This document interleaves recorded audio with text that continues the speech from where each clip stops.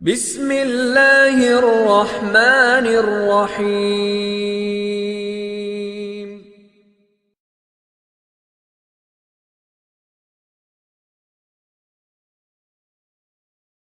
জান্নাতের জাতীয় গজল হবে কি?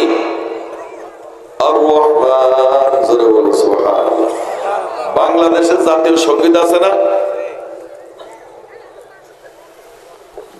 কি জাতীয় সঙ্গীত? আমার সোনার বাংলা আমি তোমায় ভালোবাসি। লিখেছেন কিনা? রবীন্দ্রনাথ ঠাকুর। বাংলাদেশে বসে না ইন্ডিয়ায় বসে? তা যেখানে বসে লিখে লেখো। আমি ওইটা নিয়ে আর অত বড় বড় বড় চিন্তা, বড় ভাবনা আমার মাথায় আসে না। এগুলো নিয়ে আপনারা ভাববেন। আমি একটা ছোট্ট গল্প বলি। এক দেবর চিঠি লেখছে, প্রেমপত্র লেখছে প্রেমিকার কাছে। লিখে টিকে নিয়ে এবার ভাবি বসে আছে। ভাবি দেখো দিনে কিরাম লিখলাম। কি লিখেছিস বল।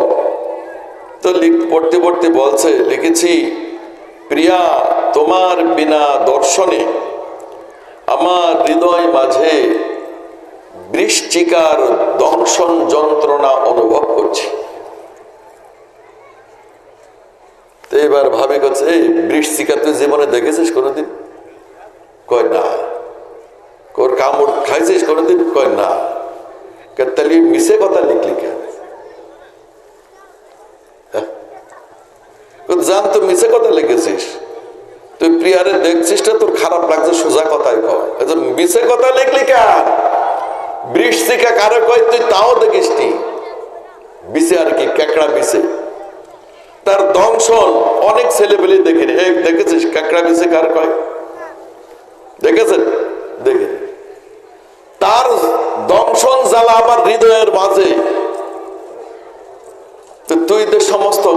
তারপরে লিখেছে, কই তোমাকে পাওয়ার আশায় অতিক্রম করেছি কত পঙ্কিল কাদা জল ক্লেদাক্ত পথ। কই ফাজিলের ফাজিল, তোর বাড়িতে চারতলা। পঙ্কিল ক্লেদাক্ত কাদা জল এগুলো তুই দেখেছিস জীবনে না হাঁটেছিস? তা আমাকে এই যে সমস্ত যে লিখেছে, সোনার বাংলা আমি তোমায় ভালোবাসি। আহারে, আরো অনেক কথা আছে। কবির কল্পনা লাগাই দিয়েছে, জাতি এটা নিয়ে টানাটানি করে দীর্ঘদিন কি হয়ে গেছে। এটা হবে না হবে না এটা নিয়ে কথা হচ্ছিল না। আচ্ছা যাই হোক, তা আমার মনে এটা চায় মুসলমানের দেশে যেই গান শুনলে আল্লাহরে কি করা যায়, স্মরণ হয়, স্রষ্টাকে চেনা যায়, সৃষ্টিকে ভালোবাসা যায়, এমন একটা গান জাতীয় সঙ্গীত হওয়া উচিত। এটা আমি মনে করি। যে গানটা বললে ভোর রাত্রে আমরা অ্যালার্ম দিয়ে রাখি না মোবাইলে, কি দেন দেন বলেন দিন, ভোর রাতে এমন একটা ইসলামিক গজল দেওয়া হয় যেটা শুনেই আমার আল্লাহকে মনে হয়। ঠিক কিনা ভাই? আল্লাহর প্রশংসা মনে হয়। তো জাতীয় সঙ্গীত এমন হওয়া উচিত। জান্নাতের মধ্যে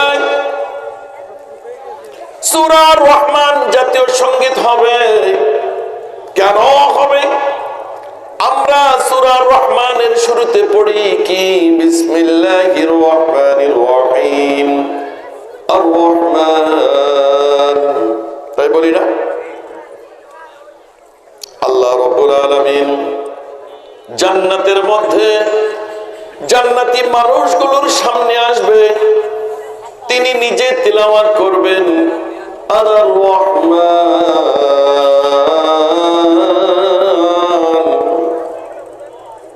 আমি সেই রহমান। জোরে বলুন সুবহানাল্লাহ। আমি সেই রহমান। আল্লাহ নিজেই বলবে আমি সেই রহমান, যেই রহমানের নাম তোমরা দুনিয়ায় শুনেছিলে। তার দয়ায়, যে রহমান নামের করুণায়, দয়ার মেহেরবানিতে দুনিয়াতে বেঁচেছিল। জোরে বলুন সুবহানাল্লাহ। এই আল্লাহর কণ্ঠে আর রহমান সূরা শোনার পর প্রত্যেকটি জান্নাতীর হৃদয়ের মধ্যে সব সময় গুনগুন করে বাজবে আর রহমান আল্লামাল কুরআন কোথায়? প্রত্যেকটা মানব হৃদয়ের মধ্যে। দেখবেন আপনি খেয়াল করে, সকালবেলা যদি কোরআন শরীফ নিয়ে ফজরের নামাজের পর আপনি আধা ঘন্টা 20 মিনিট কোরআনুল কারীম তেলাওয়াত করেন, আরেকটি আয়াত মুখস্থ করার জন্য চেষ্টা করেন, আর যদি নিয়ত করেন সারাদিন এই আয়াতখানা আমি মনে মনে পড়ব, দেখবেন চলতে ফিরতে সব সময় আপনার অন্তরের মধ্যে, কণ্ঠের মধ্যে ওই আয়াতটা গুনগুন করে বাজবে। ঠিক কিনা? আওয়াজ দিয়ে বলুন।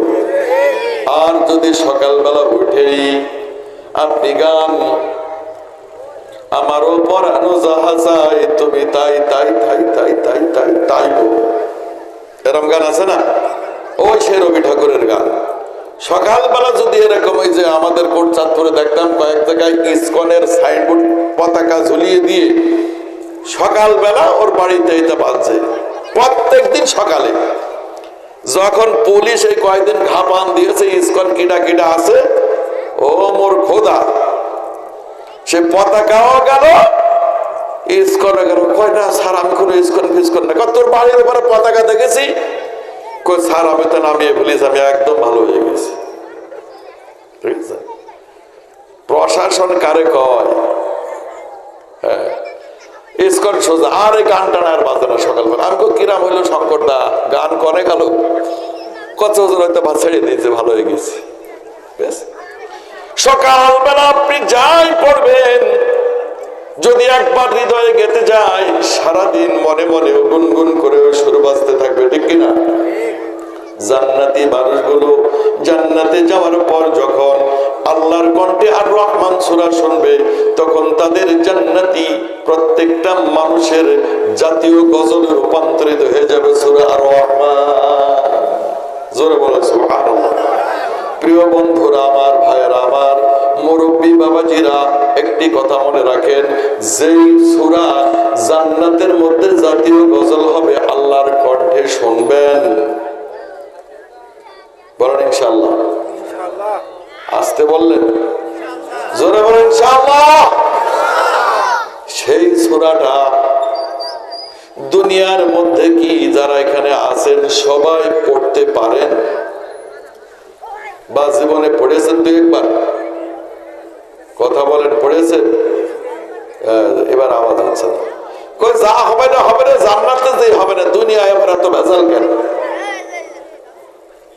রাগ করছেন আমার কথায়? দুনিয়ার মধ্যে সবচেয়ে তিক্ত কি জিনিস জানেন? তিতে। সবচেয়ে তিতে কি? নিম তিতে, দিশিন্দা তিতে, খয়ের তিতে। সবচেয়ে তিতে কি?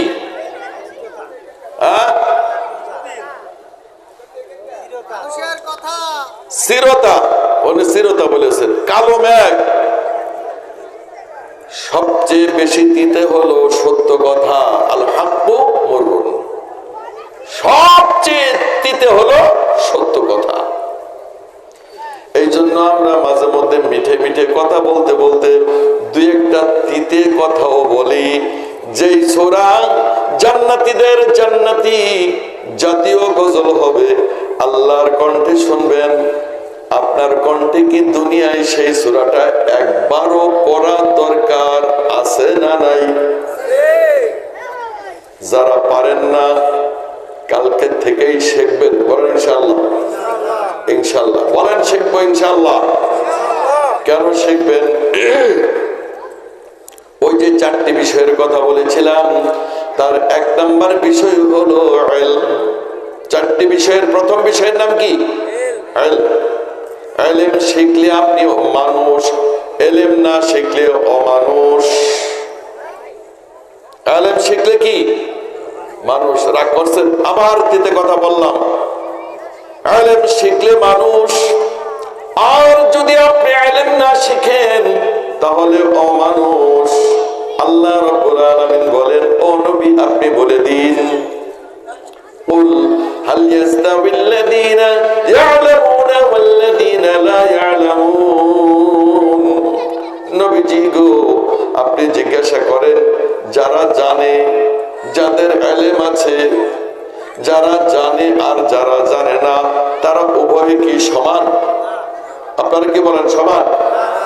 এবার আল্লাহ রাব্বুল আলামিন আরো বলেন ইন্নামা ইয়াখশাল্লাহা মিন ইবাদিহিল উলামা।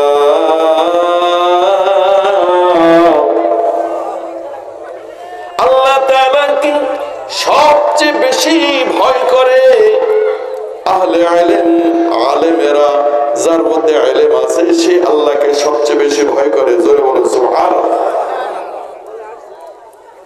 রাগ করেন না, আরেকটু বলে নেই। আল্লাহ নবী সাল্লাল্লাহু আলাইহি সাল্লাম বলেন আল উলামা ওয়ারাসাতুল আম্বিয়া, যারা আলেম তারা নবীর ওয়ারিস। বলেন সুবহানাল্লাহ। এবার আপনি বলবেন যে হুজুর আপনারা মৌলবী বলে মানুষই আপনাদেরকে আলেম বলে, এই জন্য আপনারা আমাদের সামনে এরকম করে বলছেন আমাদের। না না না, আপনাকে ছোট করার জন্য নয়, খাটো করার জন্য নয়, আপনিও আলেম হতে পারেন। বলেন সুবহানাল্লাহ।